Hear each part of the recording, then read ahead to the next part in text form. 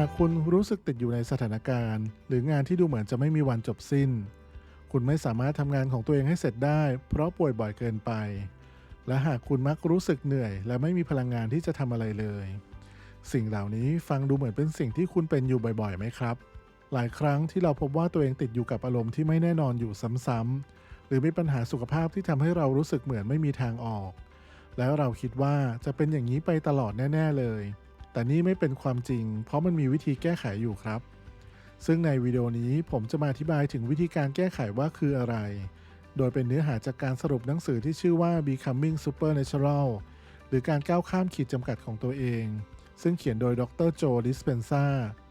ในหนังสือเล่มนี้เล่าถึงการที่คนธรรมดาจะสามารถทำสิ่งที่ไม่ธรรมดาได้อย่างไร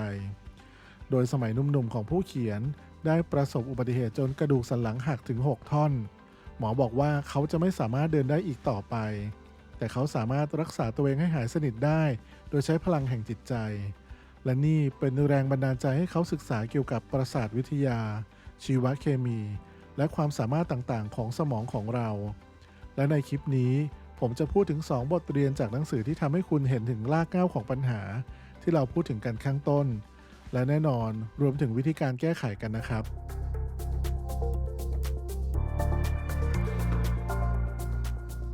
บทเรียนที่1ผลกระทบร้ายแรงของความเครียดเรื้อรัง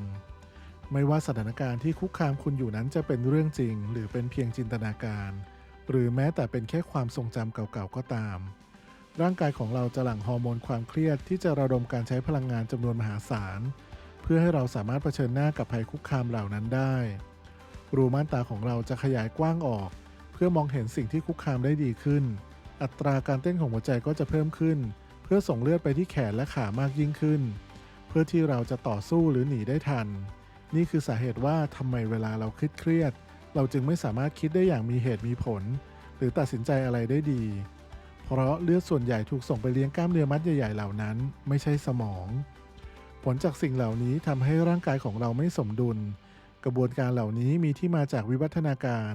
และร่างกายของเราพร้อมที่จะรับมือกับความไม่สมดุลได้ในชั่วขณะหนึ่งแต่ไม่ใช่เป็นการถาวรเรามาดูตัวอย่างกันนะครับ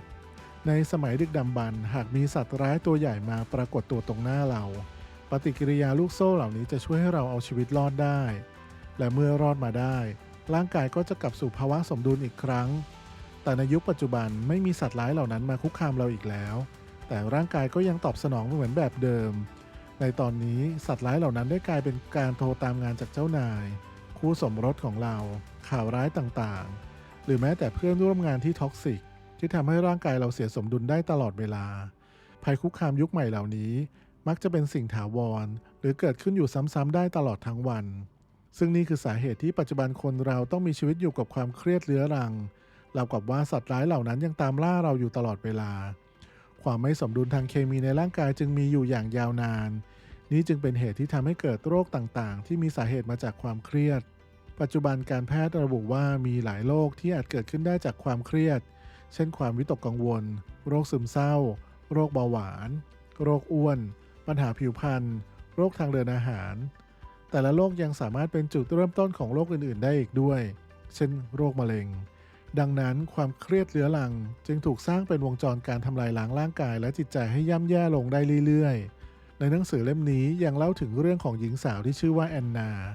วันหนึ่งแอนนาได้รับข่าวว่าสามีของเธอเสียชีวิตลงกระทันหัน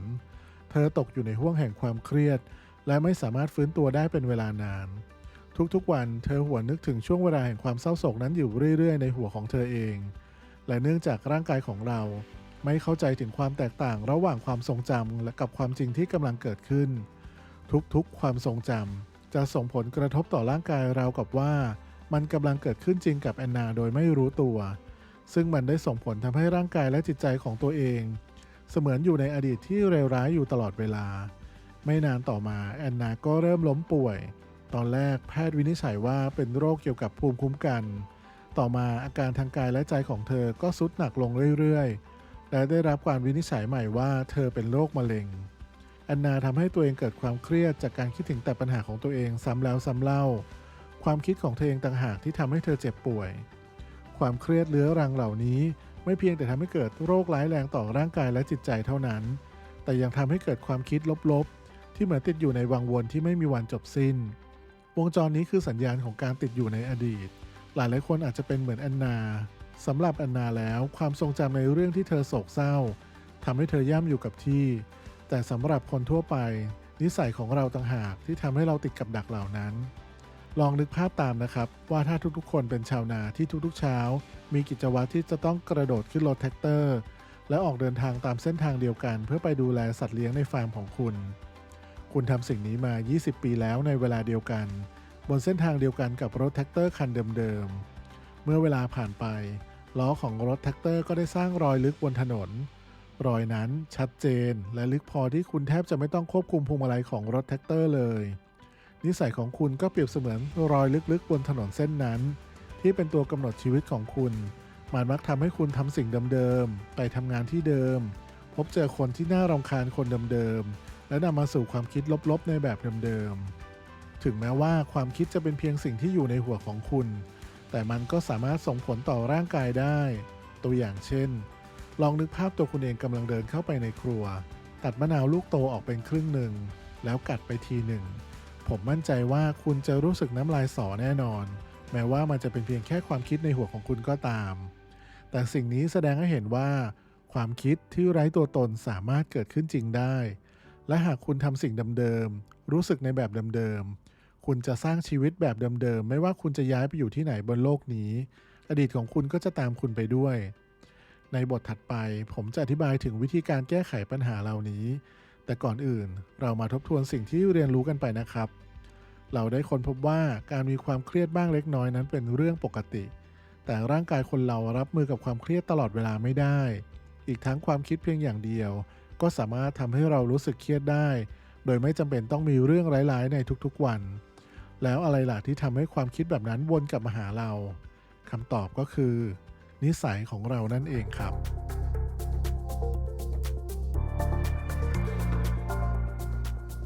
บทเรียนที่ 2 ทางออกของปัญหานี้แล้วเราจะเปลี่ยนแปลงและสร้างตัวตนใหม่ของเราได้อย่างไรเรามาดูคำตอบกันนะครับอย่างแรกนั่งลงครับแล้วคิดจริงๆว่าชีวิตใหม่ของคุณควรจะเป็นยังไงคุณอยากเป็นคนแบบไหนตัวตนใหม่นี้จะหน้าตาเป็นยังไงแต่งตัวยังไงน้ำหนักเท่าไหร่มีรายได้เท่าไหร่เดินและพูดจาด้วยความมั่นใจแค่ไหนอย่างที่ 2ก่อนที่คุณจะทำอะไรอย่างอื่นในตอนเช้าให้คุณตัดการเชื่อมต่อตัวเองจากทุกสิ่งและนั่งสมาธิเมื่อคุณเข้าสู่สภาวะสมาธิที่ลึกพอแล้วให้เริ่มซ้อมชีวิตใหม่ในหัวของคุณเองและเมื่อคุณฝึกฝนมันซ้ำไปซ้ำมาคุณจะได้สร้างการเชื่อมต่อของเส้นประสาทใหม่ๆในสมองเหมือนกับคุณกำลังสร้างรอยล้อรถแท็กเตอร์ใหม่ในสมองนั่นเองเมื่อเวลาผ่านไปภาพที่อยู่ในหัวของคุณจะเริ่มคุ้นเคยจนคุณสามารถรักษาสภาวะใหม่นี้ไปได้ตลอดทั้งวันโลกภายในจินตนาการนั้นมีค่าเท่ากับประสบการณ์ในโลกภายนอกเรามาดูตัวอย่างในเรื่องนี้กันนะครับนักวิจัยที่มหาวิทยาลัยฮาร์วาร์ดได้ทำการศึกษาคนที่เล่นเปียโนไม่เป็นพวกเขาแบ่งคนออกเป็น2 กลุ่มกลุ่มหนึ่งฝึกเล่นเปียโนจริงๆอีกกลุ่มเพียงแค่จินตนาการถึงการเล่นเท่านั้นหลังจากนั้น5 วันนักวิจัยได้ทำการสแกนสมองพบว่าทั้ง2 กลุ่มมีพัฒนาการที่ดีขึ้นมากในบริเวณสมองที่ใช้ควบคุมการเคลื่อนไหวของนิ้วมือแม้แต่ในกลุ่มที่เพียงแค่จินตนาการว่าตัวเองกำลังเล่นเปียโนจากการทดสอบนี้จึงทำให้เห็นว่าสมองของคนเรามีพลังมากขนาดที่คุณสามารถเขียนโปรแกรม DNA ของตัวเองขึ้นมาใหม่ได้แต่เดิมนั้นเราเคยคิดว่ายีนเป็นสาเหตุของโรคต่างๆและเราต้องยอมจำนนต่อ DNA เหมือนคำพูดที่ว่ามันอยู่ในยีนถูกพูดซ้ำแล้วซ้ำเล่าเพื่ออธิบายสิ่งที่เราไม่เข้าใจแต่ปัจจุบันเป็นที่ชัดเจนแล้วว่าสิ่งสำคัญนั้นไม่ใช่ DNA แต่เป็นสิ่งแวดล้อมรอบๆตัวเราเองสิ่งนี้หมายความว่าเราไม่ได้เป็นอย่างที่เขียนไว้ในยีนเราสามารถเปลี่ยนแปลงมันได้และยิ่งไปกว่านั้นการปรับเปลี่ยนที่คุณทำในวันนี้จะถูกส่งต่อไปยังลูกหลานของคุณได้อีกด้วยยีนไม่ได้เป็นจุดหมายปลายทางของคุณด้วยศาสตร์ที่ค่อนข้างใหม่ในปัจจุบันที่เรียกว่า Epigenetics เราทราบแล้วว่าไม่ใช่ยีนที่กระตุ้นให้เกิดโรคต่างๆแต่เป็นสิ่งแวดล้อมที่เข้าไปกระตุ้นให้ยีนในตัวเรานำพาไปสู่โรคต่างๆได้นั่นรวมถึงสิ่งแวดล้อมทั้งภายในและภายนอกร่างกายของเราด้วยและนั่นหมายความว่าถึงแม้คุณจะมียีนที่มีแนวโน้มจะก่อโรคต่างๆได้แต่หากไม่มีอะไรทั้งภายในและภายนอกร่างกายไปกระตุ้นมัน โรคเหล่านั้นก็จะไม่แสดงอาการและคุณก็จะมีสุขภาพที่ดีได้ความคิดและอารมณ์ของคุณมีบทบาทสำคัญในการกระตุ้นยีนเพียงแค่เปลี่ยนความคิดความรู้สึกปฏิกิริยาด้านอารมณ์และพฤติกรรมของคุณนั่นก็เพียงพอแล้วที่จะส่งสัญญาณไปยังเซลล์ให้มันเปลี่ยนแปลงหากคุณต้องการเข้าใจความสำคัญของสิ่งแวดล้อมให้ลองนึกภาพว่าคุณถูกมีดบาดนิ้วตอนทำอาหารร่างกายจะเริ่มซ่อมแซมตัวเองทันที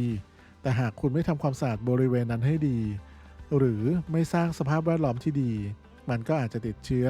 และกลายเป็นปัญหาร้ายแรงได้นั่นเองในทำนองเดียวกันจิตใจของเราก็สามารถรักษาตัวเองจากประสบการณ์ไม่ดีได้หากเราสร้างสิ่งแวดล้อมที่เหมาะสมให้กับมัน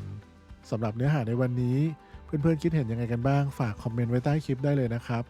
และสามารถพบคลิปในรูปแบบนี้ได้ในทุกเช้าวันจันทร์พุธศุกร์วันนี้ผมและทีมงานนิววีรชัยขอลาไปก่อนนะครับแล้วพบกันใหม่ครับสวัสดีครับ